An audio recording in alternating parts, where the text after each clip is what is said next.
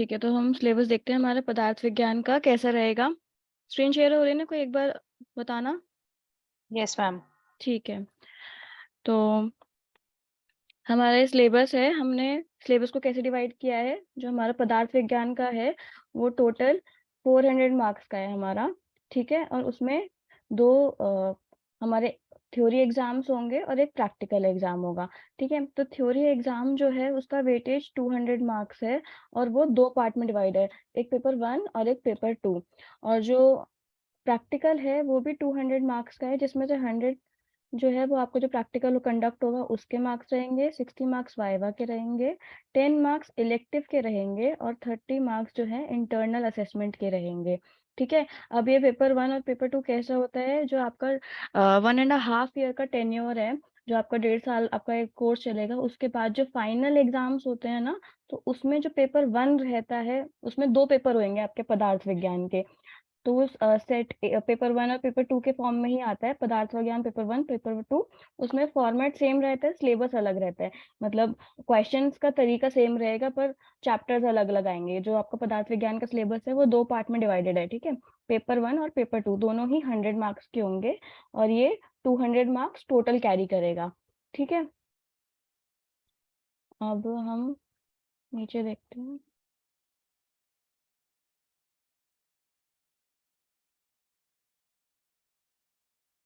ये आपका पेपर में आपको जो दिख रहा ये है, ये आपके फर्स्ट टर्म के अंदर 3 पीरियोडिक असेसमेंट होंगे और एक फर्स्ट टर्म टेस्ट होएगा। फिर सेकेंड टर्म के अंदर दोबारा 3 पीरियोडिक असेसमेंट होते हैं और एक टर्म टेस्ट होता है। और थर्ड टर्म में भी सेम 3 पीरियोडिक असेसमेंट और एक फाइनल, जो हमारा 100 मार्क्स का भी मैंने बताया ना कि 100 मार्क्स का एक और 100 मार्क्स के दो पेपर होंगे, वो फाइनल यूई जो है यूनिवर्सिटी एग्जामिनेशन वो रहेगा। ठीक है, इसके मार्क्स आपके उसमें डायरेक्टली जुड़ते हैं, जो आपकी मार्कशीट बन के आएगी उसमें आपकी यूनिवर्सिटी एग्जामिनेशन है उसके मार्क्स डायरेक्टली उसमें ऐड होंगे। ठीक है, अब पेपर्स में भी अब ये वाला फॉर्मेट तो मैंने आपको बता ही दिया है कि दो पेपर रहेंगे, थ्योरी में 200 मार्क्स, प्रैक्टिकल का और क्लिनिकल का 100, वाइवा 60 मार्क्स का। वाइवा ओरल जो आपका टीचर्स कंडक्ट करते हैं, एक्सटर्नल एग्जामिनर आके आपसे क्वेश्चंस पूछता है, वो रहता है इलेक्टिव। और ये इंटरनल असेसमेंट। ठीक है,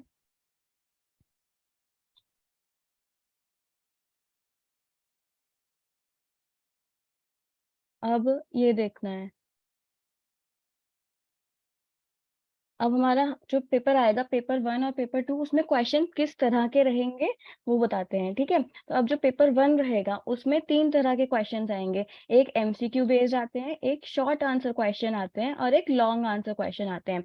एमसीक्यू कैसे होते हैं, अपने नीट देकर आए हैं सब लोग, तो 20 क्वेश्चन पूछे होंगे, उसमें 4 ऑप्शन गिवन होंगे और एक क्वेश्चन का सही मार्क मतलब सही मार्क करने पे आपको 1 मार्क्स मिल जाएगा। ठीक है, अब एमसीक्यू क्वेश्चन के फायदे भी होते हैं, नुकसान भी होते हैं। आप नहीं आता तो आप कुछ भी गेस करके आ सकते हैं और मार्क्स मिल सकते हैं या नहीं मिल सकते। ठीक है, क्योंकि इसमें नेगेटिव मार्किंग नहीं रहती।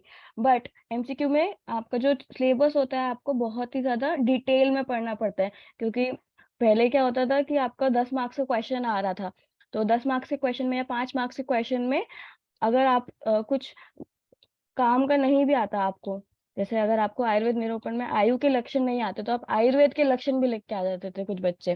ठीक है, तो टीचर उसमें 1-2 नंबर मार्क्स दे देता था। अब एमसीक्यू में आपको 20 क्वेश्चंस के 20 के एग्जैक्ट सही आंसर आना चाहिए कि क्या है, तभी आपको मार्क्स मिलेंगे।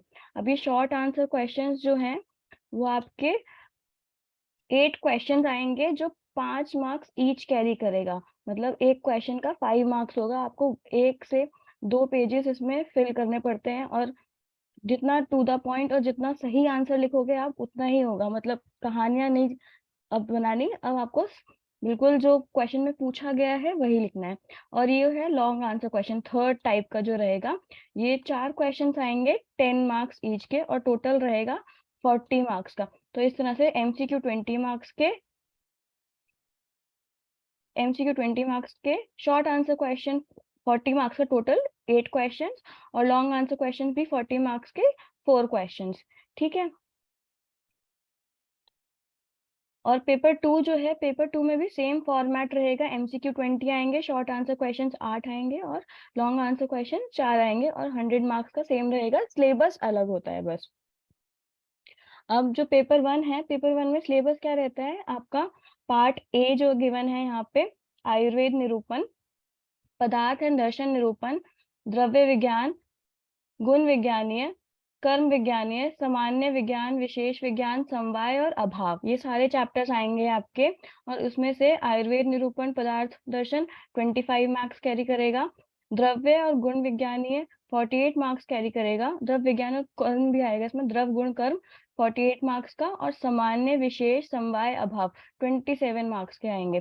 ठीक है, तो इसमें हमको पता चल जाएगा कि हमारे को ये जो चैप्टर्स हैं इनकी वेटेज ज्यादा रहेगी, इन पे ज्यादा मेहनत करनी है हमारे को। ठीक है, और इसमें देखोगे आपको तो समवाय और अभाव के आगे लॉन्ग आंसर क्वेश्चन में गिवन है कि नो लिखा हुआ है, यहाँ पे गिवन है ना, नो लिख रहा है, तो इसका मीनिंग क्या है? यहाँ पे लॉन्ग आंसर क्वेश्चंस नहीं आएंगे आपको, 3-3 4-4 पेजेस का कोई क्वेश्चन नहीं आएगा कि इसमें ज्यादा फिल करना हो। आपको इसको एमसीक्यू और शॉर्ट आंसर क्वेश्चन के बेसिस पे ही प्रिपेयर करना है।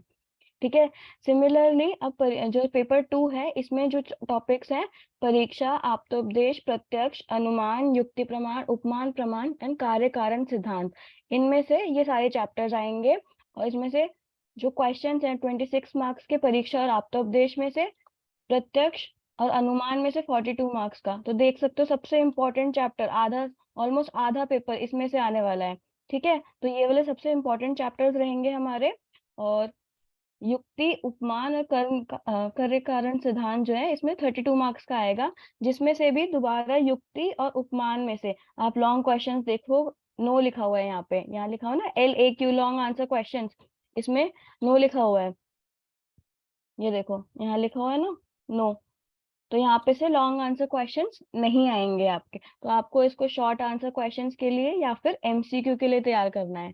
ठीक है, और एमसीक्यू में आपको बहुत डिटेल में पढ़ना पड़ेगा कि अब एक एक लाइन में से क्वेश्चन बनता है कि उसमें एग्जैक्ट आंसर पता होना जरूरी है। और ये आपके लिए बेनिफिशियल भी है, जो आप ध्यान से पढ़ोगे तो आपका, अब पता है कि AIPGT भी देना होता है 4 साल बाद आपको, तो अभी से प्रिपेयर करते चलोगे, उसको डिटेल में पढ़ते रहोगे, तो बाद में प्रॉब्लम कम आती है। वरना फाइनल ईयर में, इंटर्नशिप में जब बुक खोल के देखते हैं ना कि फर्स्ट ईयर से फाइनल ईयर तक का सारा पढ़ना है, तो तब प्रॉब्लम आती है कि इतना सारा, हमारी 3-3 बृहत्तरी जो है, चरक, अष्टांग और ये सब कैसे पढ़े, उसके साथ शॉर्ट सब्जेक्ट भी इतने सारे हैं, मॉडर्न भी है, वो कैसे करेंगे? तो उस टाइम पे नहीं होता है। अगर आप स्टार्टिंग से ही एमसीक्यू बेस्ड पढ़ते जाएंगे, डिटेल में पढ़ेंगे, तो आपको वो प्रॉब्लम्स नहीं आएंगी। और लॉन्ग आंसर क्वेश्चन के लिए श्लोक्स लर्न होना इम्पोर्टेंट है, तो हम श्लोक की भी जो शॉर्ट ट्रिक्स हैं वो बताती चलूंगी मैं, तो ताकि आपको श्लोक्स लर्न होते जाए। और श्लोक को पढ़ना कैसे है, एक श्लोक होता है उसको तोड़ तोड़ के पढ़ते कैसे,